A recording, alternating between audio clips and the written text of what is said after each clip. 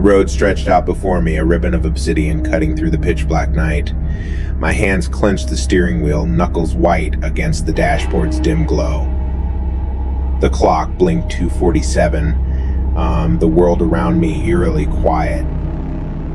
The radio emitted only static, and the air was thick with an unsettling stillness.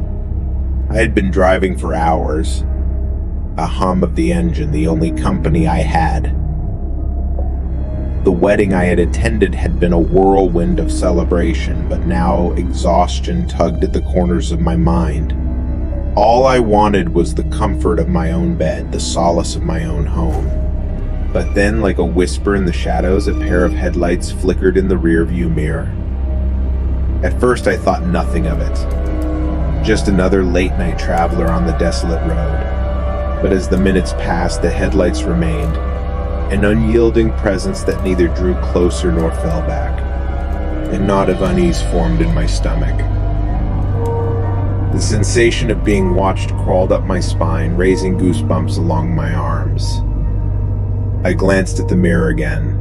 The headlights were still there, casting an eerie glow on the dark canvas of the night. My rational mind told me it was mere coincidence, that my imagination was playing tricks on me.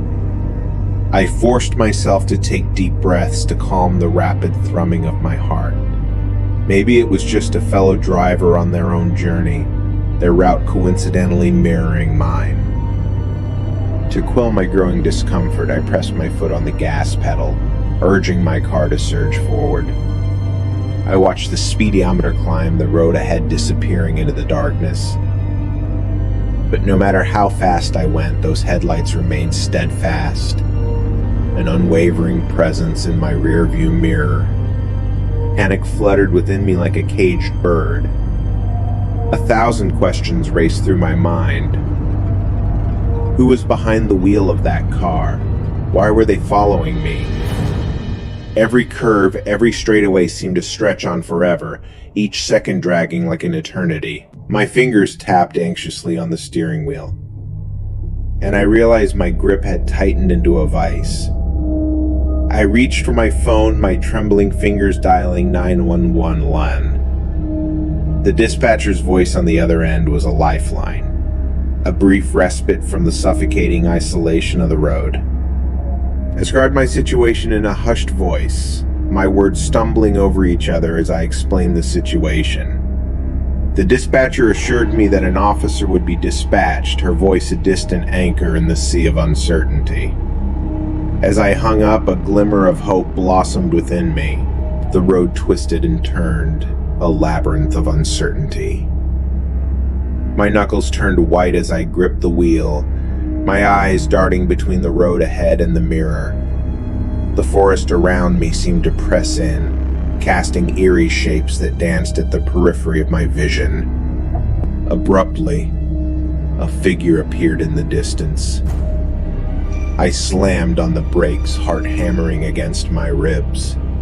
The figure stood in the middle of the road, a man in tattered clothes, his face shrouded in shadow. Fear chilled my veins as I stared at him, my breath catching in my throat.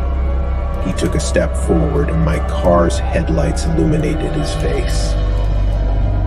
His features were twisted in a macabre grin, his eyes glinting with an otherworldly light. My voice trembled as I spoke, my words barely audible over the pounding of my heart. Whispering, "Who are you? Why are you following me?" The man's voice was a chilling whisper, a cold breeze that slithered into the car despite the closed windows. "Man, you cannot escape." A shiver raced down my spine.